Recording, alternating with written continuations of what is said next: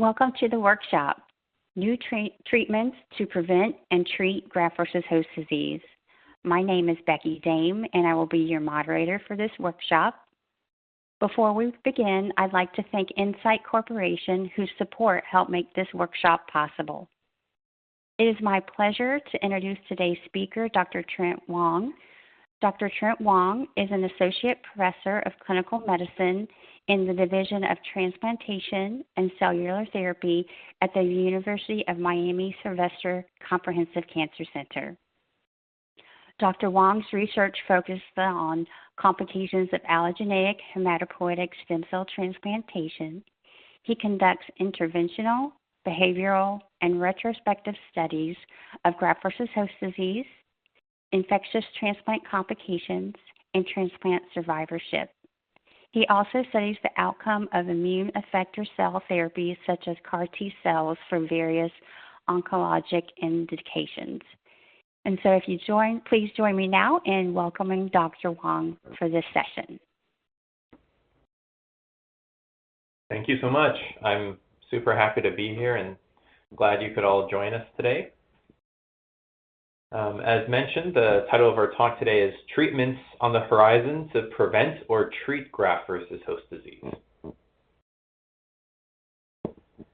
And our learning objectives today, we're going to describe what graft-versus-host disease is. I'm going to start calling it GVHD. We'll review how many patients develop acute or chronic GVHD and the changes in the trends. We'll definitely talk about new developments in GVHD treatment and prevention. A lot of the talks will involve therapies that are being investigated or recently had new data published. Not all of this is ready for prime time treatment. However, we'll still kind of touch on these topics. And we'll talk about clinical trials in general.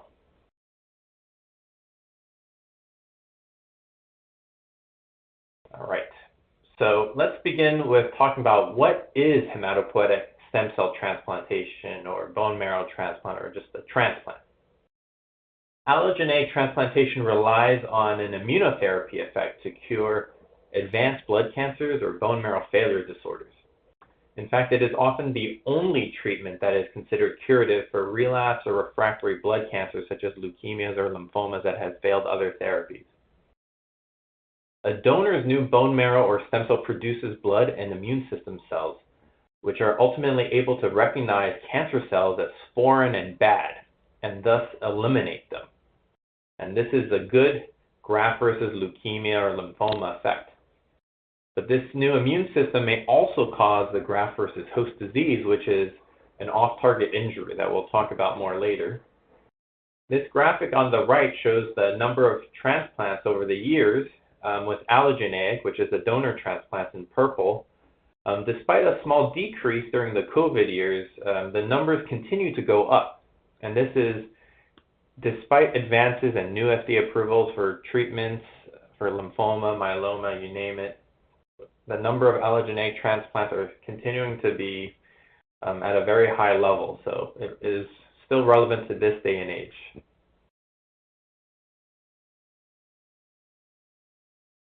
Most of you here today probably already understand a lot about bone marrow transplant or stem cell transplant, but I do want to review what happens through this treatment journey, as each part of the treatment has impact on what happens next and the eventual outcomes.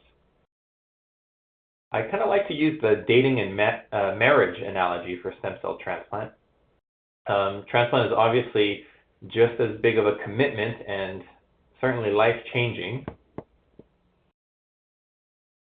The pre-transplant period is like dating, and this is where we're learning about each other in terms of the background of the patient and the transplant program and figuring out whether or not transplant may be the right decision and a good blend of risk and benefit. In the pre-transplant period, our bodies are already impacted by prior treatments from chemotherapy, biologic agents, or radiotherapy.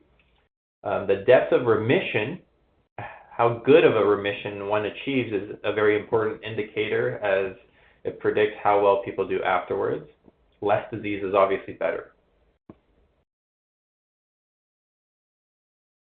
The transplant itself is the marriage, with the commitment being the conditioning and cell infusion.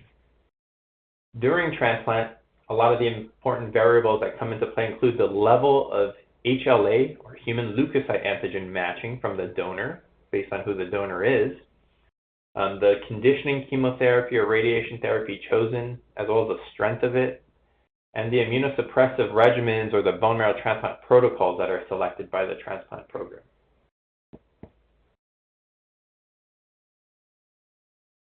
And finally, the post-transplant period is the hard work that's involved in making the relationship between the new immune system and our body harmonize, including working out kinks such as graft-versus-host-disease and oftentimes infection. The development of graft-versus-host-disease, use of medications that have both good and bad side effects, health maintenance and surveillance all play a big important role in outcome of transplant. So the summary here is that there's a lot of variables that can impact what happens, many of which we can control, but just as many that we can't. So there's certainly a bit of luck involved in this whole process. So how can we improve this transplant process? One of the most notable advancements recently in transplant has been the increasing adoption of something called post-transplant cyclophosphamide, or PTCy in short. This is a special chemotherapy agent that's given on days 3 and 4 after the transplant, as shown here on the diagram, where day 0 is the day of infusion with that little bag of stem cells. Chemotherapy being given after stem cell infusion always sounds bad and a little bit risky, but it works in a really neat way. The PTCy targets more of the reactive T cells that cause the bad things such as GVHD or rejection, and it targets selectively less of the good cells that promote tolerance. It also doesn't injure the stem cells much. PTCy has been used in many different transplant platforms with different donors. Initially, it was developed with haploidentical or half-match family donors, but now we're increasingly using it in mismatched, which are 7 out of 8 or below, and matched donors as well in 8 out of 8 because we've seen such promising results. It has reduced a lot of complications, reduced rejection rates, reduced GVHD, especially the chronic form, and being definitely adopted throughout the country.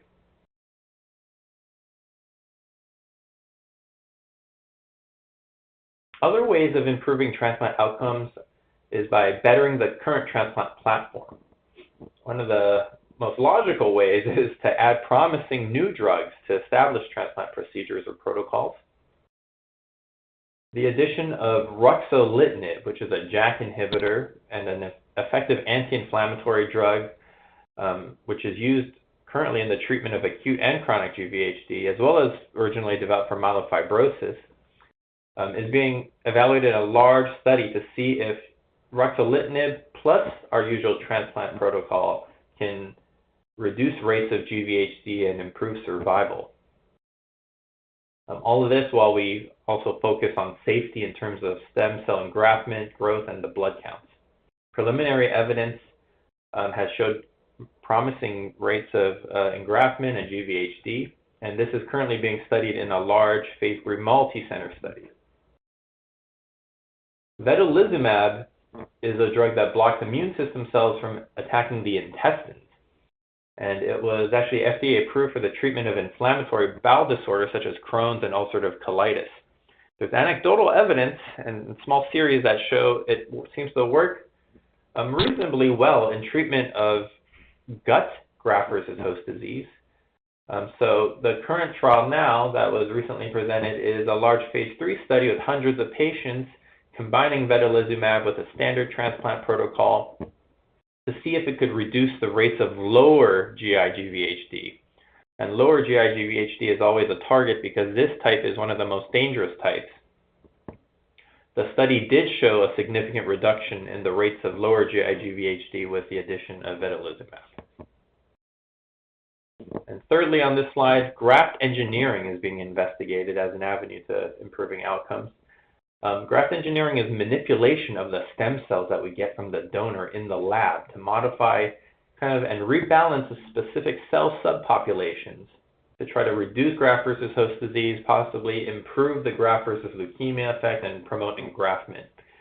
In one recent clinical trial, patients who received the engineered graft called ORCA-T were more likely to be without moderate to severe chronic GVHD, and they had very low toxicity rates when being compared to a traditional regimen. There's also several other graft-engineered constructs being investigated as well.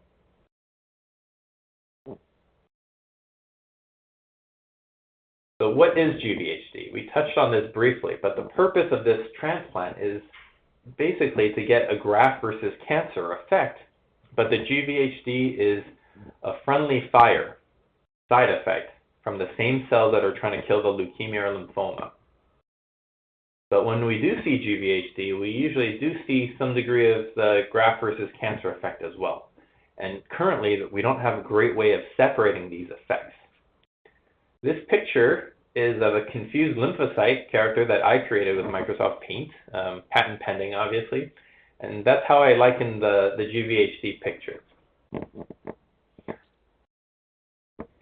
And the transplant process, as alluded to earlier, is a marriage. And with all marriages, one of the inevitable steps involves meeting your in-laws, GVHD here being the in-laws. It becomes a necessary part of your life, oftentimes, with some good, meaning less relapse, but also some bad effects that we can certainly manage effectively with effort.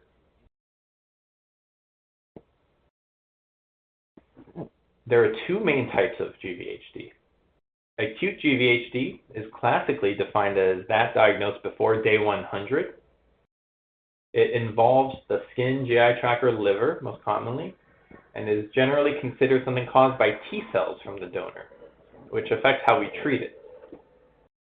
Chronic GVHD usually develops after the 3-month mark, sometimes well after, and manifests in many more organs, including eyes, mouth, joints, and more. And chronic GVHD is believed to be caused by more than just T cells, but also B cells and other immune system components as well. As a result of these differences, acute and chronic GVHD are viewed as different entities, and they're diagnosed differently as well as treated differently, although there certainly are overlaps. In the middle of these two circles is an overlap area as well, and sometimes we see features of chronic GVHD while there's features of acute. There's these overlap syndromes, but I'm not going to talk about them too much today.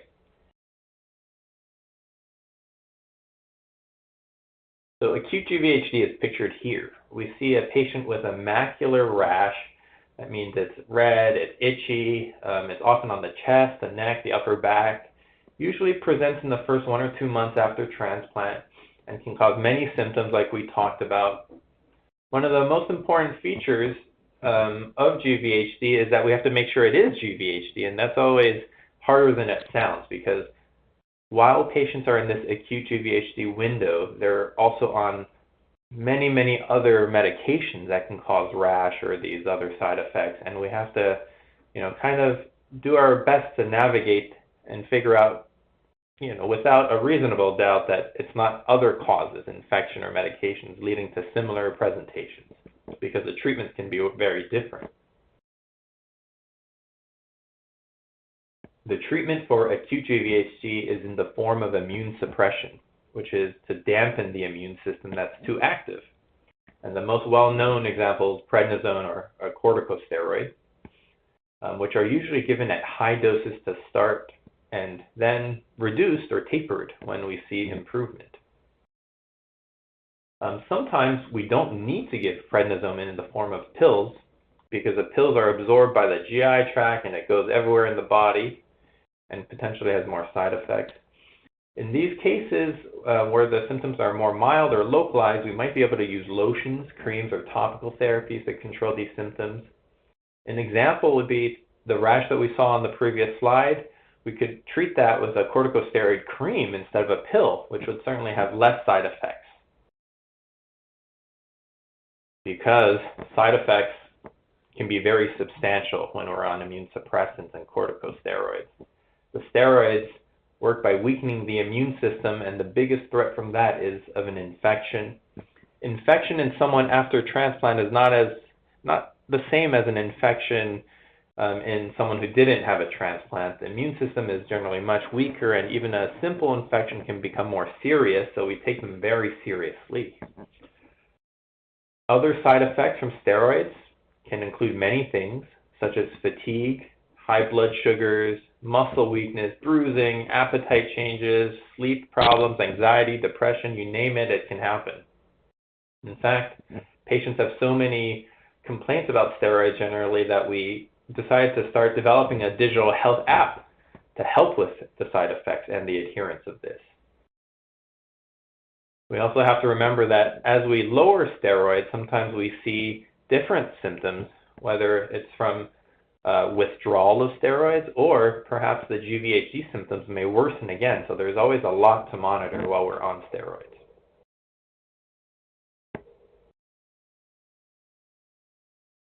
Steroids are usually the first treatment when we have GVHD that requires treatment, systemic treatment. If there's improvement, we reduce the doses to reduce these toxicities. However, if there is no improvement or symptoms worsen after we reduce the doses, we usually need to consider adding more immune suppressants, and as well as working up other causes that might be contributing to the worsening symptoms, of course. But one of the best drugs for this worsened acute GVHD that's not responding well or very dependent on steroids is Ruxolitinib, which we talked about previously on the prevention slide. But Ruxolitinib is one of the most effective therapies for acute GVHD. There are also countless other immune suppression agents that work, although Ruxolitinib probably has the best data so far. The other drugs are less standardly used, and centers tend to have very different practice patterns. So it's really dependent on who you see on what day you see. Even at the same center, you might get different recommendations outside of Ruxolitinib. It's very much a work in progress on our end.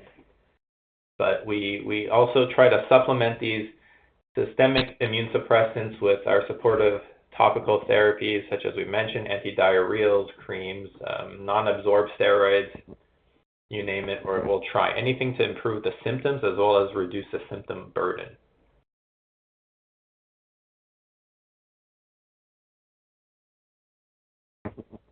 An exciting area that's being developed now is biomarkers for GVHD. Specifically, whether or not a biomarker drawn early in the transplant course may be able to identify patients who are more at risk of developing acute GVHD or have an adverse outcome. Essentially, a biomarker may be able to demonstrate GVHD before clinical manifestations are apparent. In this case, a blood biomarker, IL-1RL1 or ST2, as its other name, was found to be elevated in patients who are at increased risk of GVHD. Just because we know who's at increased risk doesn't necessarily mean we know yet how to fix it, but it's certainly a start. Similar biomarkers are used on the onset of GVHD diagnosis to see who is more likely to respond to steroids, and those have also been developed and are in some clinical practice. So we're developing more technology to help guide us in the treatment of graft-versus-host disease.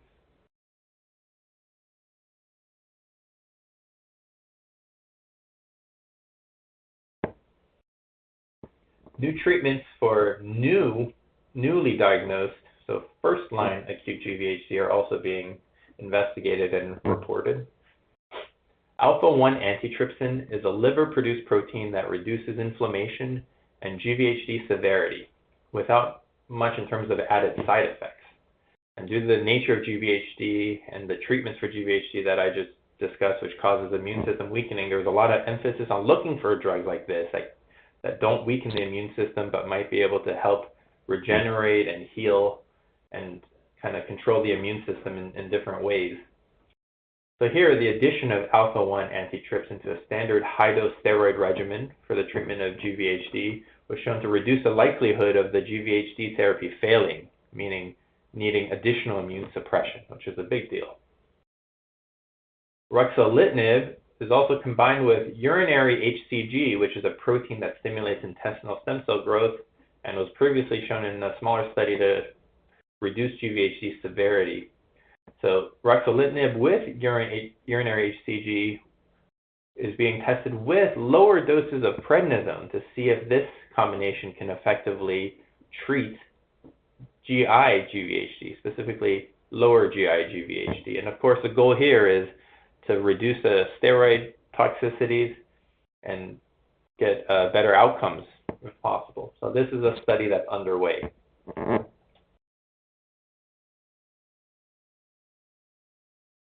Some of the most ill patients that we see in GVHD are those who have failed prior acute GVHD therapies or have not responded or have gotten worse.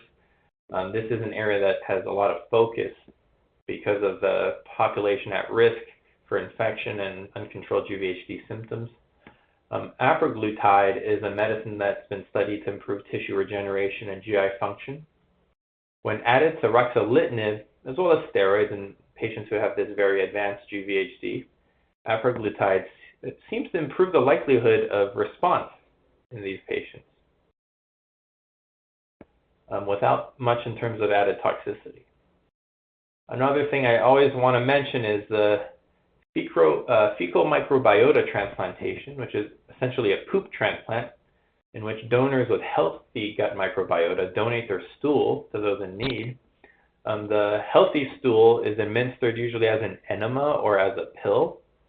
In GVHD, there's been a lot of talk about this, and there's been some small series or cases of this improving very refractory cases, but it's not yet standard or mainstream. I hope that it will be one day. Moving on to chronic GVHD, we see this as a long-term complication of transplant that affects about 30 to 50% of patients. Although this percentage is decreasing with newer ways of doing the transplant, such as with the post-transplant cyclophosphamide, it's actually made a big dent in it. It's a major cause of problems and symptoms in cancer survivors, including many years out of transplant. And having significant chronic GVHD is a risk factor for a bad outcome, even years and years after transplant. The image here shows skin lichen sclerosis with areas of dyspigmentation. Patients may have areas of skin that are thickened with restricted joint mobility as well. The approach to chronic GVHD is similar to acute GVHD, but also different. It's a little bit tricky and requires more balancing of risk-benefit. Given enough time, we think all GVHD patients will eventually have their symptoms diminish and clinical tolerance will develop, but this can take years and years of time.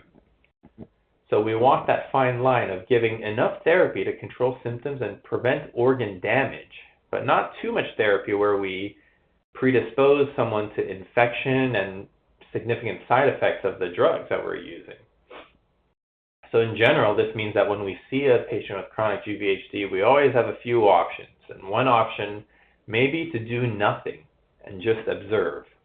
And there's many times where this is reasonable. It can be distressing to the patient because they see these symptoms, but they're not too bad, but they're there. However, doing nothing is something possible. If we decide to do something, then we have to decide whether or not that something is a minimally toxic topical therapy, such as a cream, eye drop, or mouth rinse, or if it's a systemic agent, as we discussed, that's given orally or intravenously. All of this needs that benefit-risk discussion.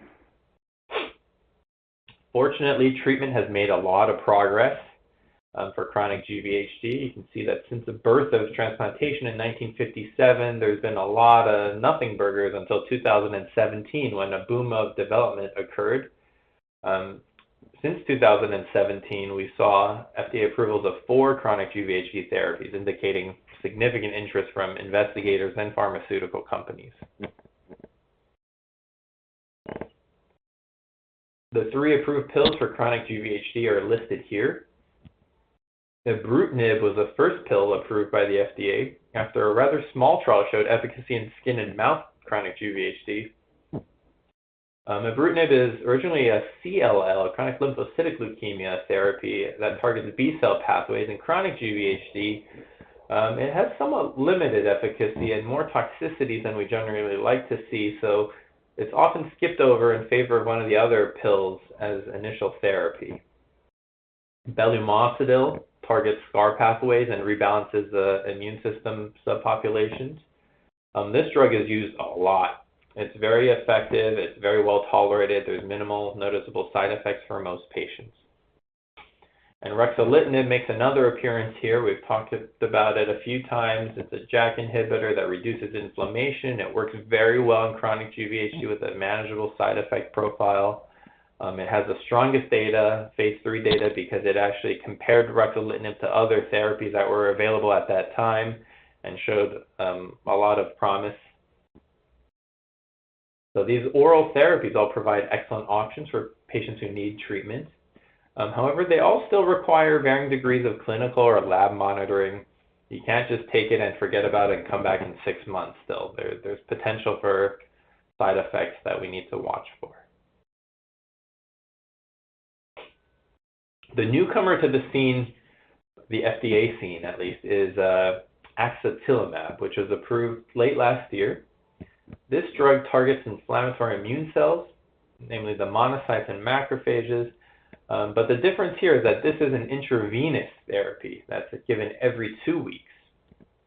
Response rates are similar, meaning it's still very effective. The difference mostly being that since this drug was approved more recently, more patients had been treated with the oral agents, whereas the previous trials had less of those heavily pretreated patients. So we know that it works in people who've already tried the pills. And side effects also are very reasonable. It's very well tolerated. A very good treatment for chronic GVHD that has been around for a long time is extracorporeal photopheresis, or ECP, which is a blood exchange therapy. We like this therapy a lot here because it does a good job of treating severe GVHD manifestations without much increased infection risk. This is used in higher risk GVHD cases such as severe skin, joint, liver involvement. And of note, I want to mention that this is not FDA approved. It's CMS approved since 2006. So that means insurance will generally cover this therapy still. The negatives for ECP is the need for an IV catheter or port because it accesses the blood. And the major time commitments that are necessary for the therapy. The treatment sessions usually start off around 2 or 3 times a week for 2 to 3 hours per session, and the treatment course is at least 3 to 6 months, so it really is a commitment.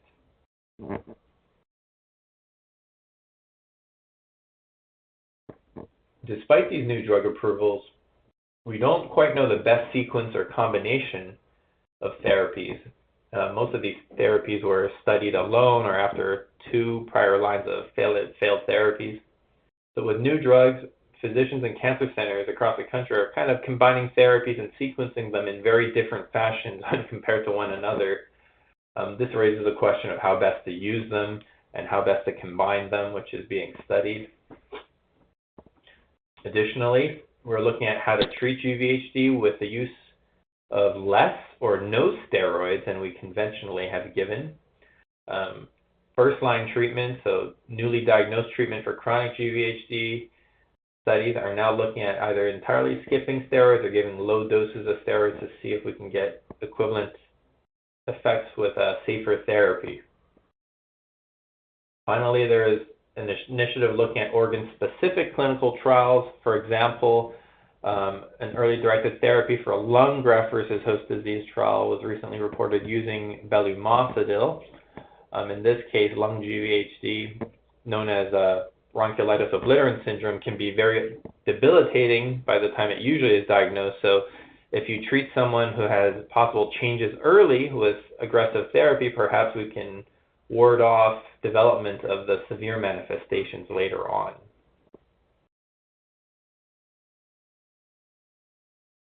And I want to talk a little bit about how patients can access specialized GVHD care, since this is still a rare disease with limited expertise across the country. The map on the right shows what percentage of the U.S. population needs to travel more than 3 hours to get to their nearest transplant center, at least as of 2015. And we can see that there's plenty of areas shaded in color that fall into this category. Digital healthcare can bridge this gap as we can increase patient and caregiver access using the internet through various interventions, including new applications and Zoom. We can guide patients and caregivers through this kind of complex survivorship care, and this would really allow us to provide patient-centered approach to receiving information remotely and at the right pace. So digital health interventions are being developed that focus on many topics. For example, telehealth-based group interventions are being designed to reach out to a broader patient population with chronic GVHD for a group session, group management that covers coping, education of GVHD, and involves several patients with GVHD as well as a transplant clinician and a psychosocial provider. Another app is working on improving sexual health education and awareness, which is highly under-recognized, and transplant clinicians are under-trained to do this as a whole. Additionally, as previously mentioned, a high-risk medication education and adherence app is being developed for corticosteroids and other high-risk medications to help patients learn and better use and navigate these medications, these drugs. And then on the topic of clinical trials, there's always a lot of varying opinions about them. Many patients are excited about clinical trials and getting what is one of the, some of the new promising agents, whereas many others say they don't want to be considered a guinea pig. Clinical trials are the way for us to advance the field with these new and promising investigational therapies. I want to point out that there are different degrees of experimental that patients may find they have or do not have comfort with. Phase 1 studies are usually the least studied in humans, so we have the least data, whereas Phase 3 have accumulated a fair amount of human safety data, and now usually looking at efficacy. So if one type of clinical trial doesn't suit your fancy, perhaps a different phase will. As an academic physician and based on the recommendations of the National Comprehensive Cancer Network, our priority is always to look for available clinical trials for our patients. And usually we, at the cancer centers, bring in trials that we believe in. So we're not going to bring in trials that don't make sense or seem to have higher than acceptable safety or lower than what we want our patients to experience in terms of safety or efficacy. Clinicaltrials.gov is the mothership of clinical trial searching. It's what I usually use, but the interface is actually fairly challenging to navigate. There's a lot of boxes of active versus not accruing versus completed. So fortunately, there are several other patient resources. The Jason Carter Clinical Trial Search at ctsearchsupport.org can help you find a clinical trial. Another great resource is the Leukemia Lymphoma Society's Clinical Trial Support Center. They can provide you with a live, real person clinical trial navigator to help identify relevant trials. Okay, so on to the summary of what we talked about today. We discussed some of the improvements to transplant methodology for all types of donors, including new GVHD treatment and rejection prevention regimens. We reviewed several of these new trials, but not all are ready for prime time, as I mentioned. However, many are being increasingly adopted. We discussed the potential role of diagnosing GVHD earlier to allow earlier intervention, to help us find out who has, essentially preclinical GVHD. And we discussed the updates of new treatments and combinations for treatments for acute GVHD, which has clinically already occurred. This is important because patients with acute GVHD that have not responded well to therapy are the ones who become very sick. We also discussed the ways that we can improve treatment in chronic GVHD with new drugs and combinations and steroid-sparing regimens to improve toxicity. And we talked about improving access to specialized GVHD care through digital health interventions. And finally, for my closing comments, firstly, I always want patients and caregivers to be vigilant and to maintain close communication with their providers. Always look for new or worsening symptoms, both physical and psychological, and report these quickly, since any minor symptoms can be a big deal in an immunocompromised patient. We always look for the possibility of infection. The presence of GVHD, even without much immune suppression, implies a dysregulated immune system. So infections are more prone to occur and are more prone to be serious as well. Don't forget to do your health maintenance and cancer screenings. Although your transplant physician may do a lot of these, there's also a lot of stuff that they probably can't cover given the time constraints.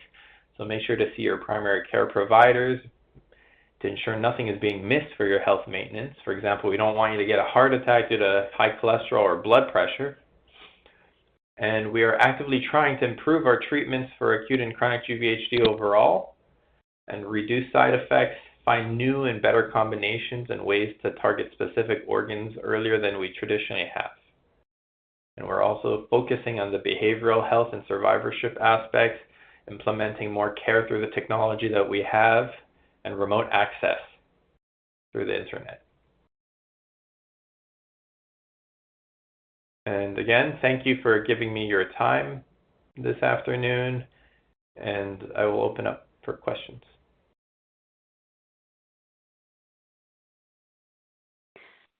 Thank you, Dr. Wang, for this excellent presentation. We will now begin with the question and answer session. If you have a question for Dr. Wang, please use the chat box on the left side of the screen to submit your question. We will answer as many questions as possible. So we'll start this first question with, of course, someone wanting to thank you very much for your talk. When you discuss the importance of checking in with your medical team when using Rezurock, Jakafi, or Ibrutinib, is that to watch the levels of WBCs? Are there known symptoms that would indicate medication toxicity? Thank you. That's a great question. Usually when we're on therapies that can weaken the immune system, as well as impact of blood counts or other organs, what we're looking for is, number one, infection. Number two, we want to make sure that the drug is not lowering the blood counts. Some drugs lower platelets more than others, for example, or the neutrophils. A lot of these drugs can elevate the liver enzymes, so we also watch those. But I would say first and foremost, we just want to make sure that there's no infections going on. Infection doesn't necessarily just mean that you have a cough. It could also be something that we're checking for in the blood. And especially if you're on steroids as well, viruses become relevant here. The classic viruses that we are concerned about include cytomegalovirus, which is CMV. But we have great medications to prevent that these days as well. Thank you so much. One of our questions is, with all of the patients needing to use Jakafi, why is the cost still so expensive? It has come down in price, but not as much compared to its cost. Is there any insight here? Yeah, that's a difficult question for me to answer specifically. Sure. There's always a component of this that has to do with the development cost from the pharmaceutical companies. But we know that the monthly cost of these drugs is still astronomical. And the pharmaceutical companies are aware of this as well. So they generally have patient assistance programs that are able to help lower the copay to something very low or to zero altogether, although sometimes it's income-based.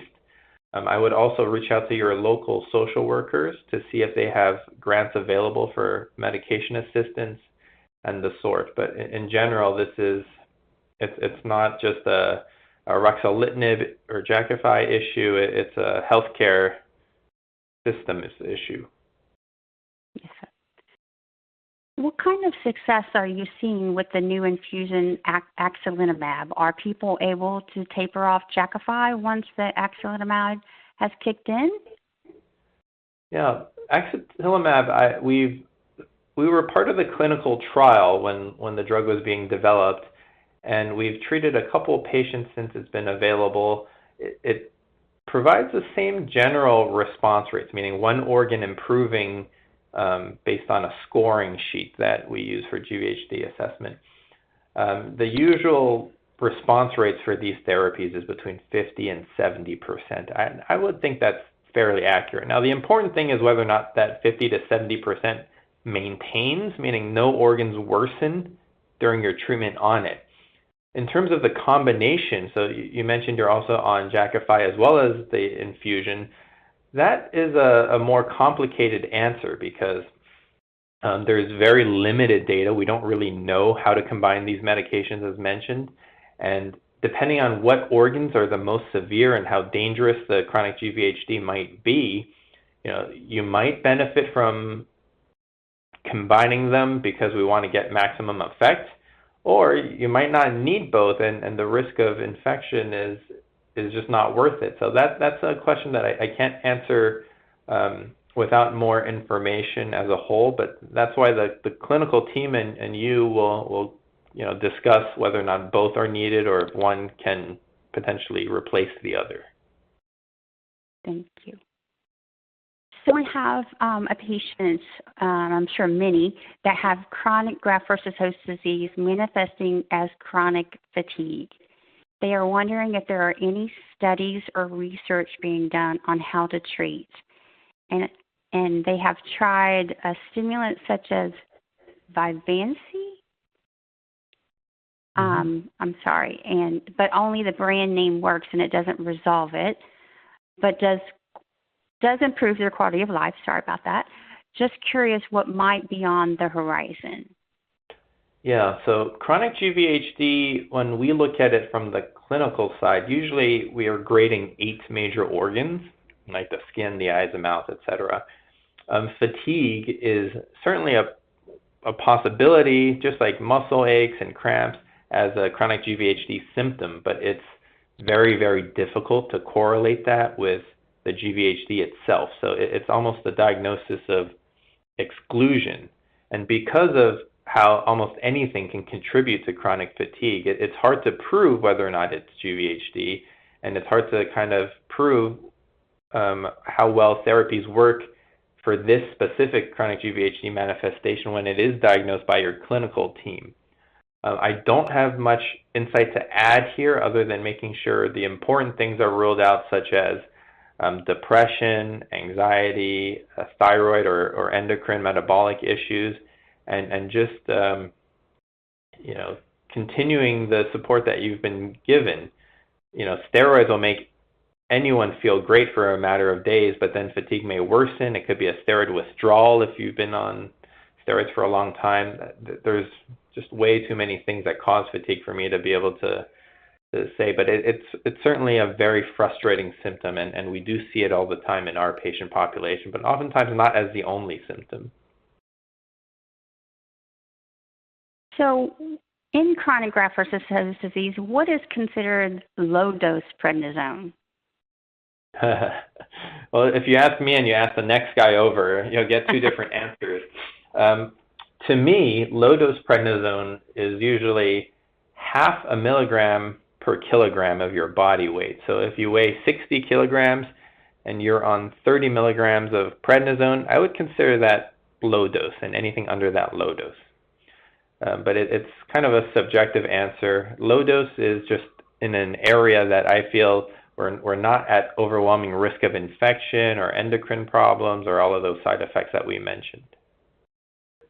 What does it mean if your cancer is in remission, but you still have GVHD in their stomach? Yeah, so that's actually a fairly common presentation, depending on how long after transplant we're talking about. But GVHD tends to, I would say most patients after transplant are in remission, and when they get the GVHD helps us kind of estimate that they're more likely to stay in remission. It just means that the new donor immune system is active, it's doing its job, and that although there's a little bit of GVHD in the stomach, hopefully a little bit in the stomach and not too much, that it can still be managed with either steroids or non-absorbable steroids such as beclomethasone or budesonide, and appetite stimulants, that kind of thing.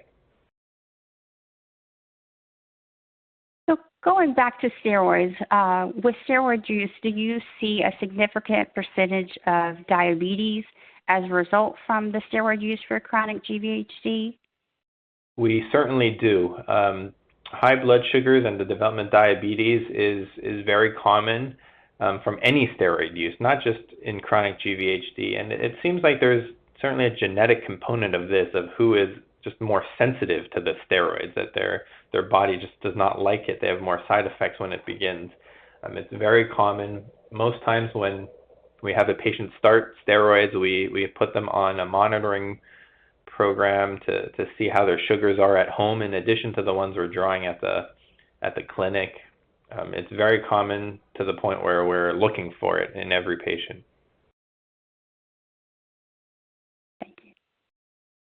This is a question that the patient just recently had their BMT in May of 2024.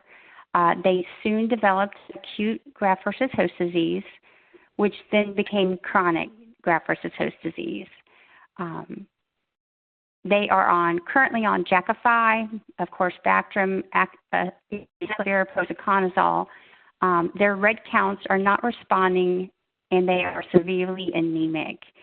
Of course, below normal on the white cells and platelets. Sorry, this is a little more specific question. My weight is down about 20%, and so any advice for them on what they may be able to provide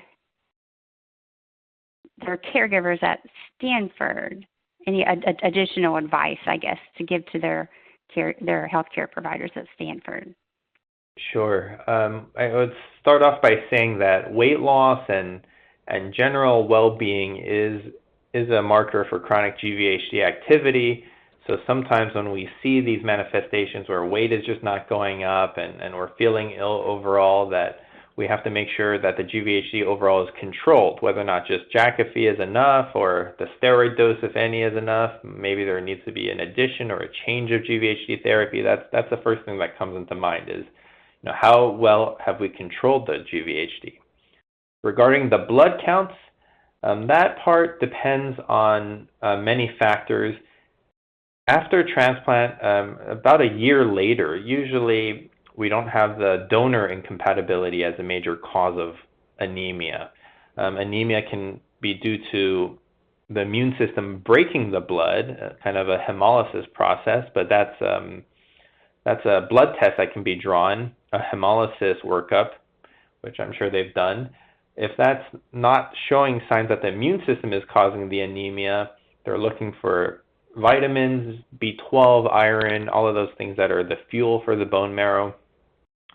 And additionally, there is anemia that can actually occur as a result of medications such as the Jakafi. And finally, there's just the anemia of chronic disease, which is from the overall inflammation picture. Kind of like I mentioned, if the GVHD is overall not well controlled, you can also have an anemia picture that requires transfusions here and there or other injections for management.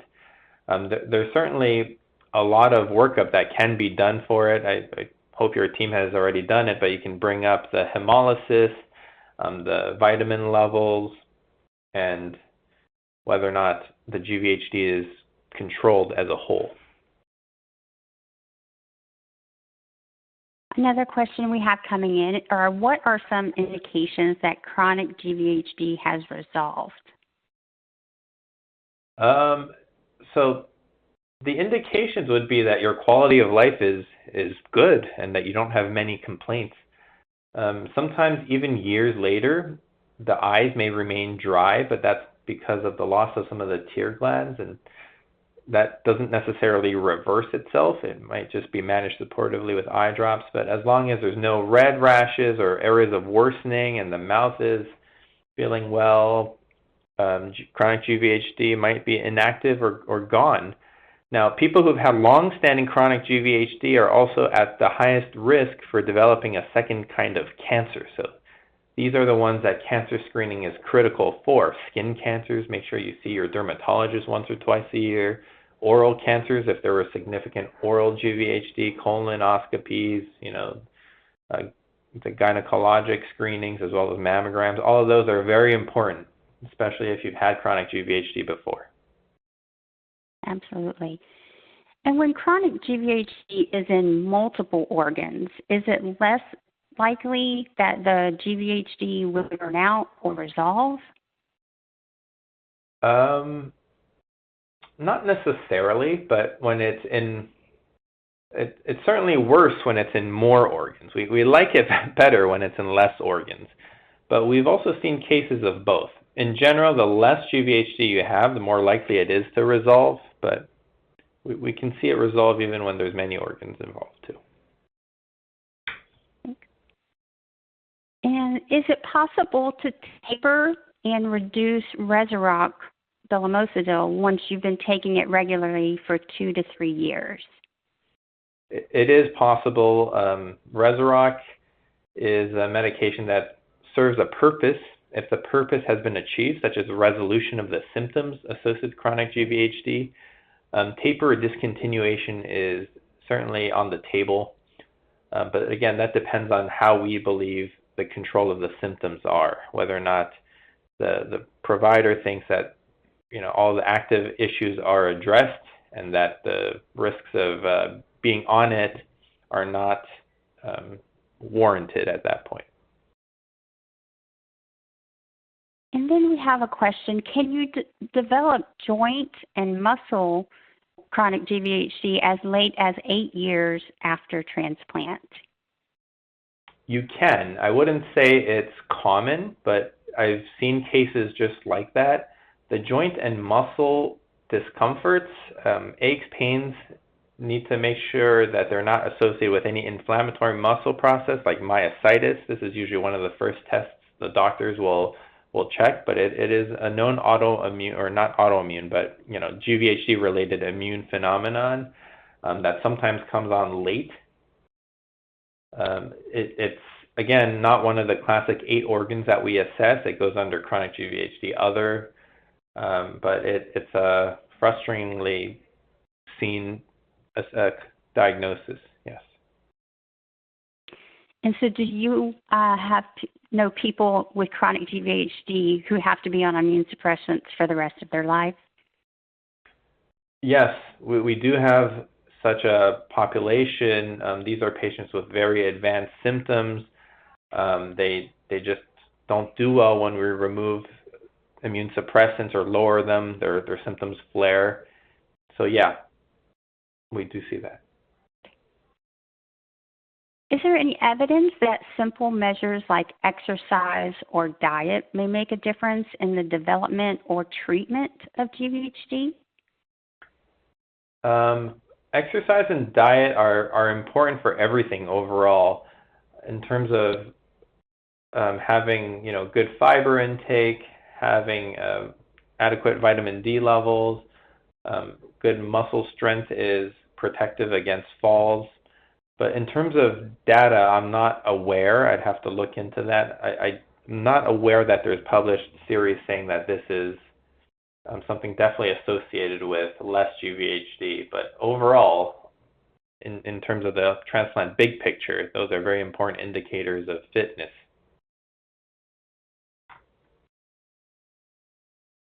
Let's see here. What are your thoughts on the use of abatacept for chronic GVHD? There's been a lot of new data, small data, but new data coming from several cancer centers that abatacept works in chronic GVHD. I don't have experience using it personally, but if insurance were to provide it in the appropriate patient, I think it is very reasonable. So I think this will be probably leading up to maybe our last question or two. So how long does it take for Rezurock to really start to work? Yeah, so for Rezurock, as well as most of the immune suppressants, the amount of time it takes to work is kind of a bias based on how the clinical trials were developed, because we usually start the therapy and then we assess them every 28 days. So the median time to seeing some kind of response is actually 4 or 5 weeks for Rezurock and for most of the drugs. However, the range is really broad.